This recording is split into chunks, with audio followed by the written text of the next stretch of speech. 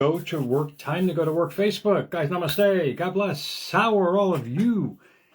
I think I got everything. I hope everybody's good. It's Sunday, it's raining, and it's friggin' beautiful outside. You know, the colors shine, man, when the rain starts coming in the fall up here. If you guys can just look out the window, I know it's a great day to, grab a blanket and hit the couch and Netflix the shit out of yourself today, but God, if you can look outside, man, it's getting so pretty out there. I had some interesting pillow talk the other night with myself. For some reason, I'm the type of guy that I hit the pillow. I mean, the most sacred time for me is when I'm writing, obviously, when I get up, and most importantly, before I go to sleep. And my pillow talk the other night, this is why it started going off, and you guys have had this before. You hit the pillow at night, and something triggered in your mind, and you start thinking about it, and the thoughts come in. I mean, I'm the guy who hits the pillow, and I'm out.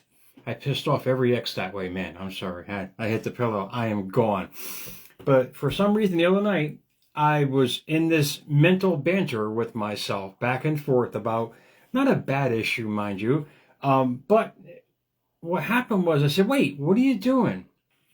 A lot of people ask me, how do you potentially or get over something per se? It's recognition. I recognize what had overwhelmed me before bed. And I mean, like I said, literally 3 minutes, I'm out. But for some reason, I was going back and forth in this pillow talk banter with my mind about something. And all of you guys can concur on that. We've all done that. But at the same time, it's when I recognized, and hopefully this helps you, when I recognized that I was focusing on something that was not irrelevant, but it wasn't conducive to who I was. I was opening up an old can, per se, of thought that I had stored in the old mental storehouse. And that's the biggest question people ask me all the time. How do you get over something? You really can't. It's just there. But the point being is, if you recognize it, that's power. It's when you recognize what's going on between your left and right ear and what you're thinking about. You recognize it and you change your thought accordingly.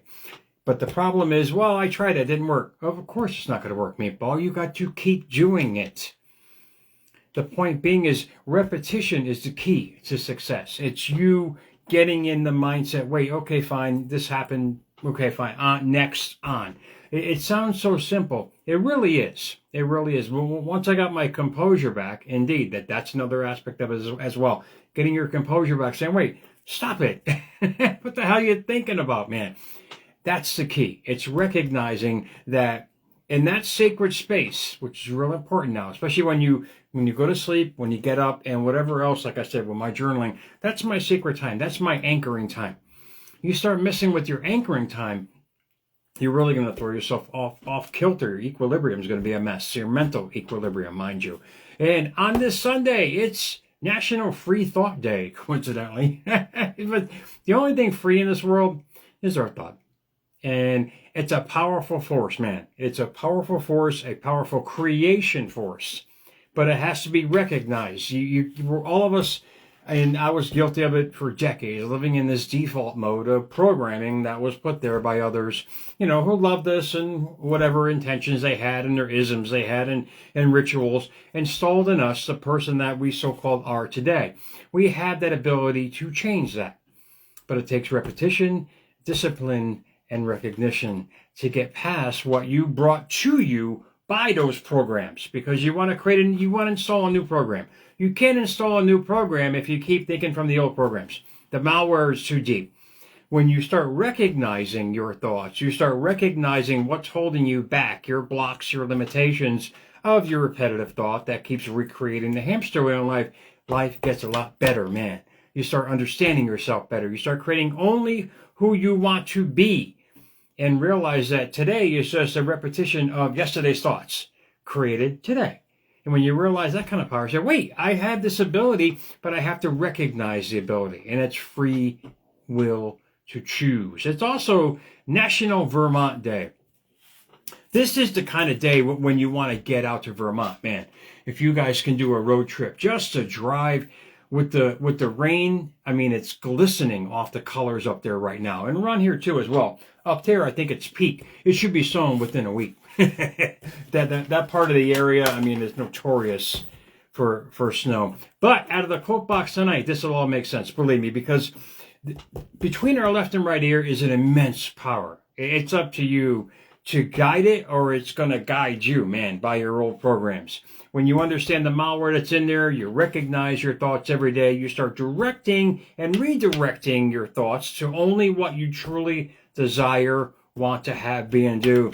That's when life starts getting a lot more fun. Out of the quote box, your own mind is a sacred enclosure into which nothing harmful can enter by your permission.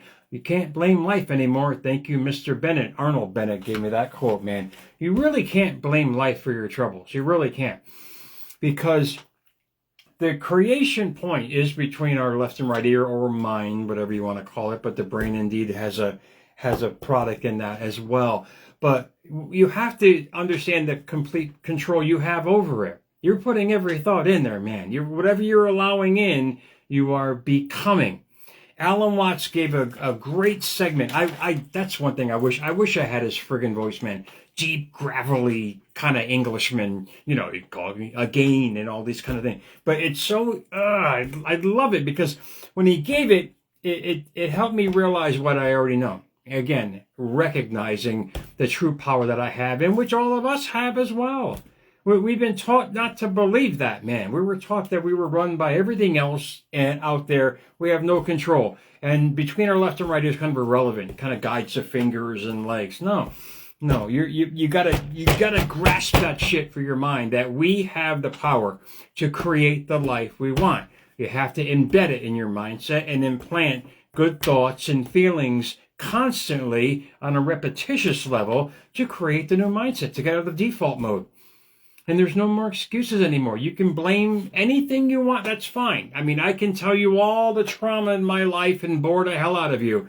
But the point being is, my mind had some point in attracting all that trauma, past experiences, and everything else in my life just by my previous programming. It's when I changed the program that I changed the life. And if you can change your program by your desires and whatever you want to have, be, and do, life will start molding around that. There's a scientific way, there's a mystical way, there's a quantum way, but indeed, there's a way. Whatever way you believe in is your way. It's you understanding it. Now, Alan Watts said these friggin' words. I love this, because it'll help you guys think. Because if you're getting in these looping thoughts, mind you, and he talks about that in his lecture, you get into these looping thoughts, you become this infinity, just going constant. And that's what life is basically your looping thoughts is your cause and effect. When you recognize what you're causing, you realize what the effect is in your outside world. It should be a big wake-up call, because if you're focusing on the past who hurt you, or this one that happened to you, or that one who touched you, or this one who yelled at you, you're going to get more of that. You're going to get more of it in different ways, facets, and forms and circumstances. You don't want that anymore. You want to take your power back. You want to understand the true power that you have, but you have to recognize it when it happens and redirect. It may sound arduous, but no. I mean, the rewards are amazing. But listen to this lecture, man. I'll go through it slow.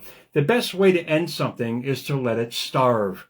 You see, conflict thrives on attention. The moment you engage, you feed it. And whatever you feed grows. But if you simply let it be, if you withdraw your energy, it withers away like a fire deprived of air. Well, what is he talking about, man? He's talking about your thoughts. He's going in depth in the most amazing way to say, look, he's articulating a motivational way to release. And if you learn how to release those thoughts, you let the blocks down in your life. You open the door. You open a brand new channel of thought and energy that's going to be attracted back to you. He goes on to say, the world is built on patterns, loops of cause and effect, just as I talked about. Most people stay trapped within them, reacting endlessly, playing the same game over and over. Really? going in that loop of cause and effect, that was my downfall. I blame life for all my troubles, man. And I ended up in this motel for 12 years and saying life is the problem. Not the problem. It was my looping thoughts that caused and affected everything around me. That's the scientific level. Your energy was just shit, and I was just creating more of that in my life. He goes on to say, but here's the secret. You don't have to play. Step back and the game collapses. In other words, you're not throwing wood into the fire, man. And it's recognizing what you're thinking about every day and understanding it, not letting life control you, but you control life around you because you're creating it by you.